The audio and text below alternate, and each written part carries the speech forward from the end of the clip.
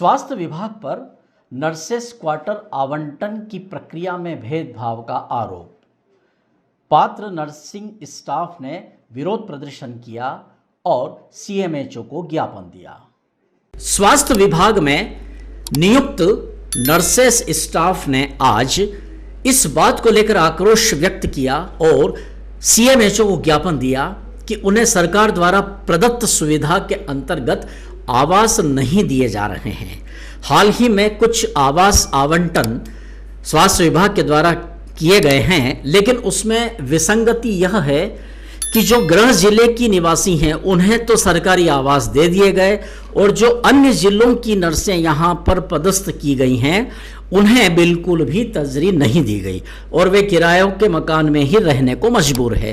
तो इनका आक्रोश यह है कि या तो इन्हें इनके गृह जिले में ट्रांसफर कर दिया जाए या फिर ये अन्य जिले में आकर के नर्सिंग सेवा कर रही हैं तो इन्हें शासन की सुविधा के अनुसार आवास दिए जाने चाहिए। इस आशय का इन्होंने ज्ञापन सीएमएचओ को दिया है और मांग की है कि इन्हें न्यायोचित व्यवस्था के तहत आवास दिए जाएं। इनका आरोप है कि कई ऐसे भी स्टाफ को आवास दिए गए हैं जो सीनियर नहीं हैं, जो बहुत पिछले कुछ ही समय से पदस्थ हुए हैं, जबकि जिन नर्सेस को 10-10, 15-15 साल हो गए हैं किरायों के मकान में रह रहे हैं और लगातार उनके द्वारा मांग की जा रही है कि उन्हें सरकारी आवास क्वार्टर दिए जाए, उन्हें फिर भी नहीं दिए गए।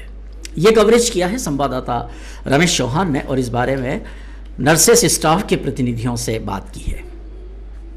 जी, मैं नर्सिंग एसोसिएशन की जिला अध्यक्ष तनुजा रायकवाड़ हूँ और चूंकि ये क्वार्टर आवंटन वाली जो लिस्ट थी वो कल चस्पा हुई है तो उसमें विसंगतियाँ कई सारी दिख रही है। जो जूनियर्स हैं जिनका प्रोविज़न भी कंप्लीट नहीं हुआ है उन लोगों को क्वार्टर आवंटित हुए हैं और मेल नर्स को हुआ है। तो मुझे नहीं लगता है कि मेल नर्स को इतनी आवश्यकता है और जो क्वार्टर मिलना चाहिए था वो दूरी को देखते हुए, सीनियरिटी को देखते हुए मिलना चाहिए था, क्योंकि कई सारी ऐसे नर्सिंग ऑफिसर्स हैं जिनके हस्बैंड आर्मी में हैं, उनके केयर टेकर की भरोसे बच्चे छोड़ के आ रहे हैं, उनकी ड्यूटियाँ शाम तक है, तो उनको मिलना चाहिए था।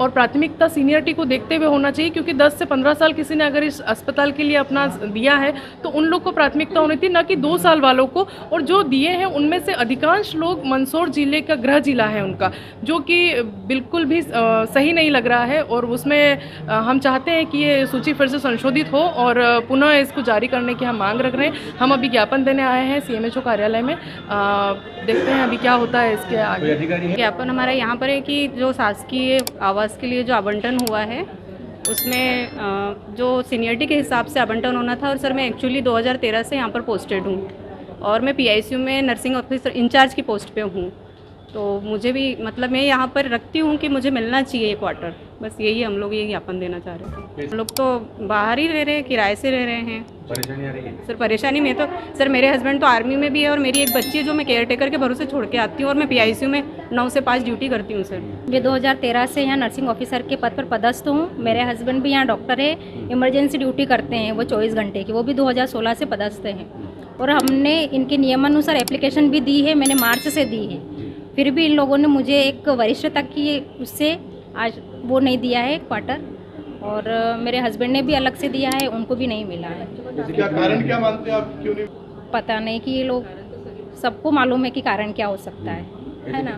और मेरा भी छोटा बच्चा है, मैं मेरे बच्चे को ताले में बंद करके आती हूँ। अभी इन लोगों ने ऐसा कुछ बताया नहीं कि किस कारण से नहीं मिला। आप लोग क्या चाहते हो? हम लोग चाहते हैं कि जो भी क्वार्टर आवंटन हुआ है वो एक सीनियरिटी के हिसाब से होना चाहिए और इसमें जिसको ज़रूरत है, पात्र है जो लोग, उनको मिलना चाहिए। अगर गृह जिले वाले लोगों को मिल रहा है तो हमें क्यों नहीं, और अगर हमें नहीं मिल रहा है तो हमें हमारे गृह जिले ट्रांसफ़र कर दिया जाए।